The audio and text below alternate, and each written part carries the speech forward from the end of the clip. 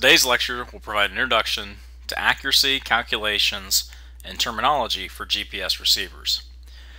Understanding how to define and calculate accuracy is an important characteristic of being able to make decisions related to comparing and determining which GPS receiver is right for any given operation. Would like to note that there are several references used throughout this slide set, including those from the University of Kentucky and Auburn University.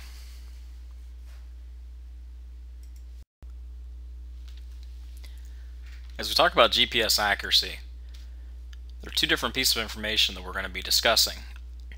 First of all, we're going to get into the different terms associated with GPS accuracy, things like static versus pass-to-pass or dynamic accuracy. Additionally, we're going to get a look at the reporting methods, meaning how the accuracy is calculated.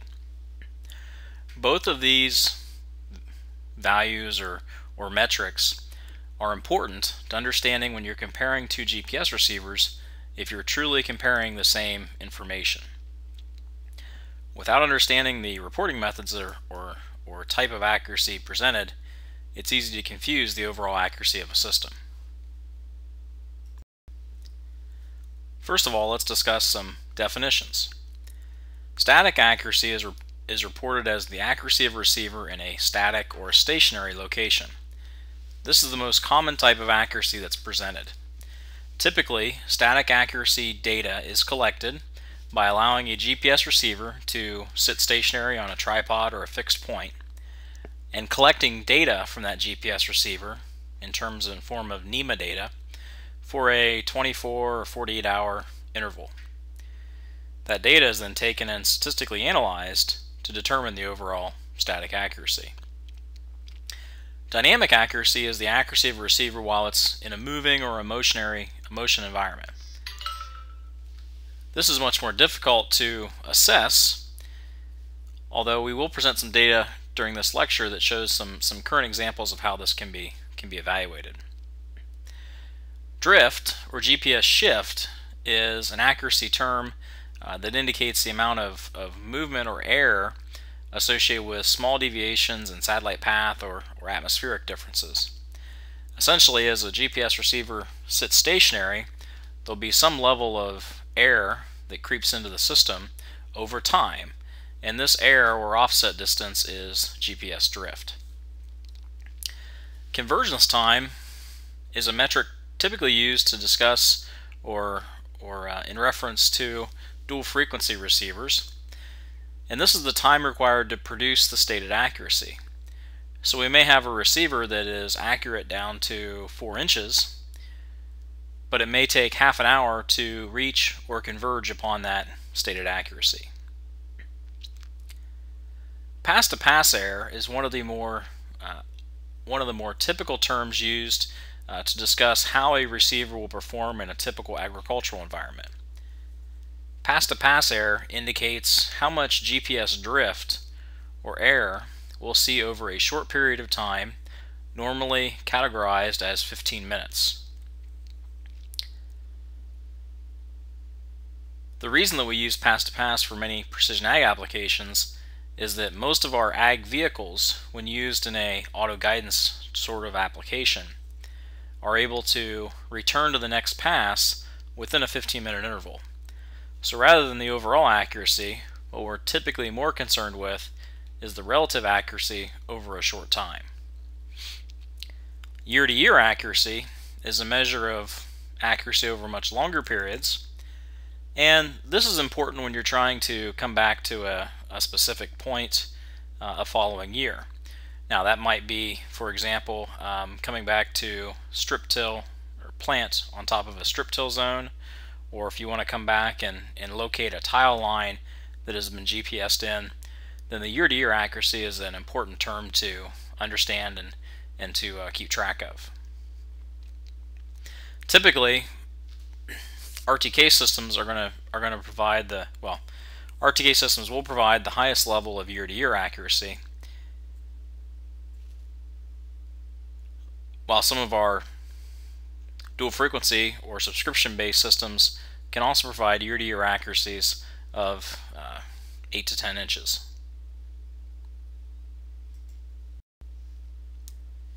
Here's a graphical look of what we mean when we say pass-to-pass or year-to-year accuracy.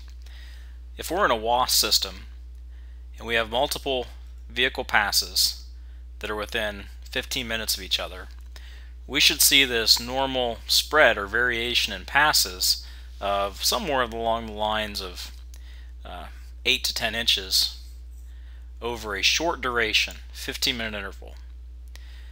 If we look at WAS over a year-to-year accuracy or a longer term interval,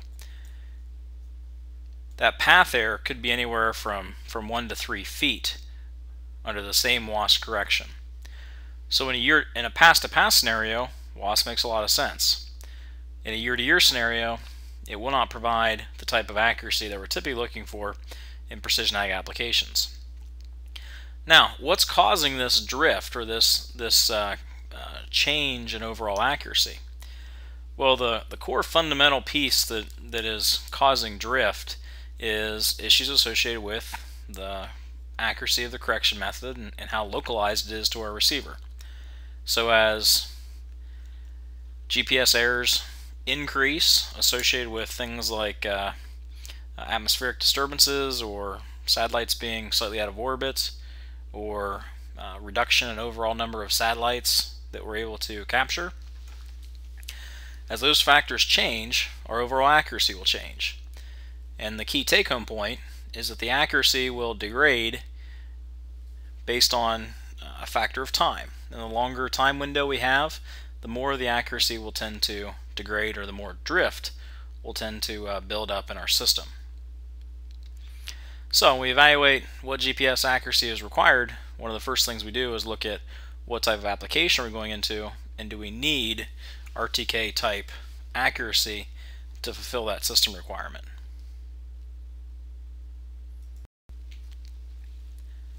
Here's a similar look at the same type of representative example with RTK rather than WAS. RTK is our highest form of GPS accuracy, and we would expect our pass-to-pass accuracy in RTK to be plus or minus an inch every time within a short period. In the same regard, though, RTK is the only source that provides true year-to-year accuracy, and if we come back a year later with RTK, we should still be able to maintain plus or minus 1 inch of overall accuracy. That accuracy will serve us well in many higher-end precision ag applications like controlled traffic, strip tillage, or where we're trying to guide the machine, whether it be the sprayer or fertilizer applicator, down through already established corn rows. Here's another look at the influence of different levels of GPS accuracy on overall system performance. This is a slide that's been shown previously this semester, but as you can see from the slide, we're able to paint lines behind a tractor and physically look at the distribution of accuracy of the system. The blue lines are WAS passes created with that tractor over a 2-hour operating window. You can see how the blue line tends to shift every time we have a different track, and that is associated with the buildup of GPS drift or error within the system. Now, this error is going to be on a broad basis plus or minus 3 feet of our center line. That does mean that sometimes the WAS system will be at the same location or along the same path as the RTK. The WAS line, though, will always be moving, and we cannot guarantee that every time we come back will be exactly on the RTK line. The red line in this case is the RTK system. As you see here, over multiple replicated passes, there's virtually no spread or differentiation in the red pass. This indicates the year-to-year stability of RTK. The final line, which is just to the right of the red line, is a yellow line, which represents a dual frequency subscription-based correction. What should be noted related to the yellow line, or the subscription-based correction, is that we have virtually no drift or no side-to-side movement in that line. You will notice, though, the line itself is slightly shifted away from the RTK line. With dual frequency solutions, we typically talk about pass-to-pass accuracies in the 2 to 4 inch range and year-to-year accuracies of 8 to 10 inches. So dual frequency provides the opportunity to buy or upgrade to a drift-free solution over short-term scenarios. It doesn't completely eliminate problems associated with, or the requirements associated with centimeter level RTK accuracy, but it does provide an excellent opportunity for producers to at least eliminate the initial drift component of GPS error. We'll continue to classify GPS receivers into really 4 different classes as part of this course. We have a low-end or low-grade GPS. We have the sub-meter GPS, which is the standard precision ag WASP receiver. Sub-meter meaning that this is a static accuracy of less than 3 feet. Dual frequency subscription receivers will give us a sub-foot type performance, or less than 12 inches of overall static accuracy. And then of course RTK, which provides us with inch level static accuracy. Let's take a look at some static accuracy data and begin to talk about how this data is used to actually calculate an error value. What's shown on the plot is a scatter plot of easting and northing values coming from one GPS receiver using 3 different levels of correction. The blue line indicates a John Deere Starfire receiver with no differential correction. As you can see, this blue line tends to wander around as the GPS drift error increases and decreases. Now remember that this GPS receiver was stationary throughout this test. So whenever the point is anywhere, or the position is located anywhere outside of 0, 0, east and northing, then some level of GPS error exists. When we upgrade to Starfire SF1 or a WASP-based correction, you notice the yellow lines, the differential correction, pulls in the GPS error significantly and begins to centralize it more closely around the 0, 0 origin location. When we move to the green set of dots, this is Starfire SF2, and you can see this is even further improved, and as we tighten down this cluster of points, what we're doing is removing our overall error. Now, each of these data sets was collected over a 24-hour set of data, and this data is available from the John Deere website.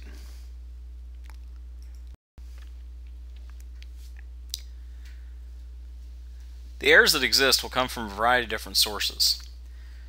This table shows a generic breakdown of things like satellite clock orbit, and then atmospheric effects like the ionosphere and the troposphere that influence the overall accuracy of GPS receivers.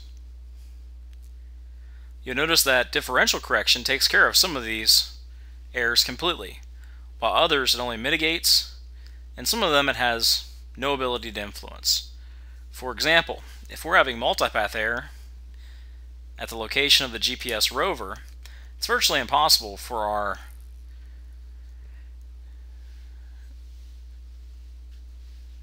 correction source or differential correction base station to provide a correction message for that multipath error because it's so very localized. So we really don't get much of a benefit in those conditions. At the bottom then you see a typical position accuracy when you begin summing up all these individual factors that lead to overall inaccuracy. You'll notice that we've got this listed as both horizontal, vertical, and 3-dimensional. Horizontal meaning XY location or latitude longitude, particularly of interest to us when we're doing steering applications. Vertical accuracy can become more of a important factor if we're in a position where we are trying to do tile drainage or other types of elevation based precision ag applications.